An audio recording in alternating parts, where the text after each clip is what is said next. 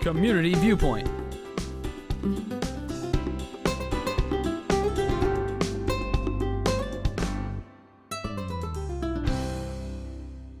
And welcome to still another episode of Community Viewpoint. And I'm looking at my hair. This is week 4 of the haircut. We'll see how long it takes to grow in. So we hope you're keeping track.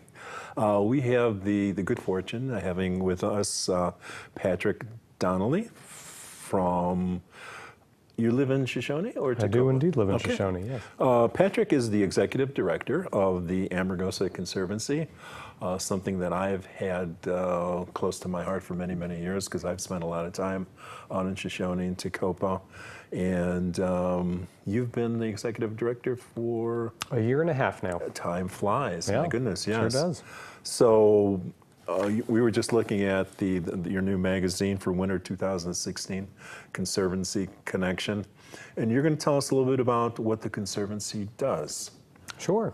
Yeah. So, the Amargosa Conservancy, we're a small nonprofit founded in Shoshone by local residents 12 years ago now. And there's been a kind of storied cast of characters that have been involved in the Conservancy over the years. Mm-hmm. Currently we do a variety of things. We do environmental education, so we're working in the schools out in our area with the Death Valley Academy, with some of the local homeschool kids, and right. We're actually trying to get some field trips going from the Pahrump schools out to Shoshone this spring. In conjunction with the water district here. We also do conservation work, so we do trail building, tamarisk removal, various invasive plants, and vole habitat. We have an endangered critter called the Amargosa vole, which is a small mammal, lives in our marshes and is endangered, and we're building habitat for it. As well as advocacy work. We try to advocate for our landscape and for the water that makes the Amargosa River such a special place. And so you have water there? We do indeed, water in the desert. And you have a canyon there that people don't know about? Absolutely, the Amargosa Canyon where the river flows through and comes to the surface for... Let's look at the picture of the area if we could, while we're talking about it, if you want to bring that up. No, that's everybody flushing around in the mud. So this is the area of operation for you? Yeah, this is the Amargosa watershed we're looking at right now, and viewers can see Pahrump is there on the right side of that map. Mm-hmm. And this is the surface watershed that's delineated by the purple line on this map. Okay. And the river flows right through it. It makes a large 180-degree turn. It's one of the few rivers in America that does make a 180-degree turn and right. Ends up terminating at Babwater Basin in Death Valley National Park. So the big salt flat there at Babwater is the Amargosa River evaporating off at its terminus. And once known as Manly Lake, I think it was. Yeah, Lake Manly, yes, which reformed briefly this spring after our big winter rains. And the last time that happened was, I think, the winter of 04 and 05. 04, 05, yeah. So it doesn't happen very often, but to be able to go to Death Valley and look out there and, oh my God, it's all water. We have only this incredible amount of water out there right now. October was the wettest month in recorded history. Really? The wettest October, the wettest October in recorded history in the Death Valley region. We got 3 inches of rain. And so the river is still flowing high from that, even though it's 6 months later. Oh, interesting, yeah, because the Conservancy goes from... Well, basically, you were on the river too. You were in a raft or something. Oh, you heard about that. Yeah.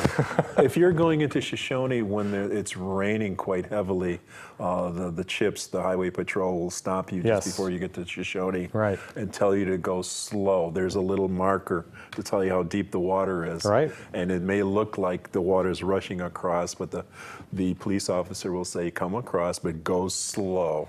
But there is a road underneath you. That's right. And you were able to... Well, so at that time, this was the peak of the flood. They had closed the road altogether. It was actually 4 feet deep there at the Shoshone crossing. And it was 4 feet deep, about 500 feet across, and we threw a raft in there and rafted as far as we could toward Tacoma. Ended up having to abandon ship at some point because it was quite a river flowing at that time. But yeah, it was a testament to how much water was flowing through there. Right. So you have different programs during the course of the year also? Yeah, we do volunteer projects with some frequency, although at this point we're starting to ramp those down as the weather starts warming up. Yes, yes. But yeah, we bring out volunteers to do work on our habitat restoration projects and our trail building projects. I've been doing wildflower walks lately. And because this is March right now, we're right in the middle of the season. Yeah, yeah. It's just started, and coming down Bella Vista from Amargosa Valley, and it was just lined with the yellow flowers yesterday. Oh, yeah, Yes. yeah. It's almost everywhere you look right now. It started in Death Valley about 2 months ago at the lowest elevations. The bloom began, and it's just moving up and up in elevation now. And I was in Greenwater Valley in Death Valley National Park, which is about 4,000, 5,000 feet the other day, and it was carpeted in wildflowers. So yeah, still a lot of good flowers to see out there. So you have a board of directors. You have a staff. How many in your staff? Do you have? We have 3 staff members, myself, Tanya Henderson, who's our stewardship program manager, and she runs all of our conservation projects, and then a woman named Julie Vargo out of Bishop, who handles our finance and outreach. And then this cast of characters you're seeing here on the screen is our interns as well. Oh, okay. We have 3 interns working for us seasonally this winter and spring. So 2 of them are primarily doing tamarisk removal, and then one is doing our environmental education program. So she's working in the schools. I know a few years ago there was a great deal of tamarisk in the area of Shoshone, and you need heavy equipment to remove them. Right. So, yeah. So this is actually pretty cool. They did this major project in '06 and '07 to remove all the tamarisk in Shoshone wetland, and this year we went back to do the follow-up treatment. Right, and you have to do that because Right. no matter how well you think you did the job, they're survivors. Yeah, well, always, Yes. always. But it was a wonderful kind of way to button up that project, 10 years later. It was pretty cool. And we'll be able to now do annual maintenance, which will just be Right. a small task because we've done so much this year. So your headquarters is in a little green building, the Brown House. Well, it's the green building, but the Brown was the family. The historic Brown residence, Right. yes. You could yeah. buy years ago. You could buy those off of Sears, and you could go in there. There you have a little porch over there. You still have the computer there? We do not still have the computer because so many people come with their own devices these days. You don't need it anymore. Right. But we do have lots of visitor information in the porch and some posters and displays about the work we do. And yeah, the historic Brown residence is a wonderful place to have as an office. It's got a Yes. lot of character, and it's from 1924, so it's the oldest building in Shoshone. Right. So that's right across the street from the Charles Brown store. Yep. There you are, looking down. Here's Shoshone, yeah. Right. I took that photo the first morning I moved there in November of 14. Very, very well. So Yeah. I've stood where you're standing there too. So it's a beautiful. The solitude is fantastic. It's spiritual out there. It's so quiet. Naturally, there's no television, basically, no cell phone service to speak of, unless you have satellite. Right. Well, yeah. I guess the modern age has invaded Or with Netflix. high-speed internet. Yes. So it's nice for us, our ability to get our work done, because we do have normal internet now. But it does somewhat intrude on that sense of being in the Stone Age. Right. But if the people wanted to, if our folks wanted to join the Conservancy, what would we have to do that? Yeah, you can go to our website, amargosaconservancy.org, and we have a membership page. You can sign up to become a member. You'll get our beautiful newsletter here, which we publish 3 times a year, and be able to support the work we're doing to advocate for our landscape and our resources, and educate the public about what a special and amazing place the Northern Mojave Desert is. Right, and there's tours throughout the year that you can go with the group of the folks out there. Yes, we're doing tours every Saturday for the next month, actually. Oh, and there's the One bird. in Shoshone and one in China Ranch, and all up and down the That's river. every Saturday. It's probably around 8 or 9. 10 o'clock in the morning. Oh. Yeah, although that will move earlier in the morning as The it starts to times heat up. change, yes. Yeah. Oh, okay, so and the trails that you're working on. Our big trail project is rehabilitating the trail from China Ranch down to the river itself. China Ranch Date Farm. And we actually, I was just out there yesterday, we installed a vault toilet out there. You know, you never really think too much about the vault toilets you see in a national park till you actually have to unload one off the back of a truck. Okay. Weighs about 40,000 pounds. And yeah, so we're installing trailhead amenities, and it's going to be, the first mile is ADA accessible. So it'll be wheelchair accessible, which is very rare outside of a national park to have an ADA accessible trail. So where's this at? Very excited about that. Yeah, it's straight out the back of China Ranch, and it'll take you down to the Amargosa River. Outside the store there? Yep, right outside the store. So you could walk off that date shake that you just bought?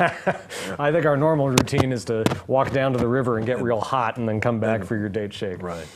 So you're looking at upgrading the trails out there? Yeah, we're working on that trail, and there's an associated tamarisk removal project with that to keep all the tamarisk down in the area of the trail. So. Oh, interesting. Yeah. And then what about trails going to Copa?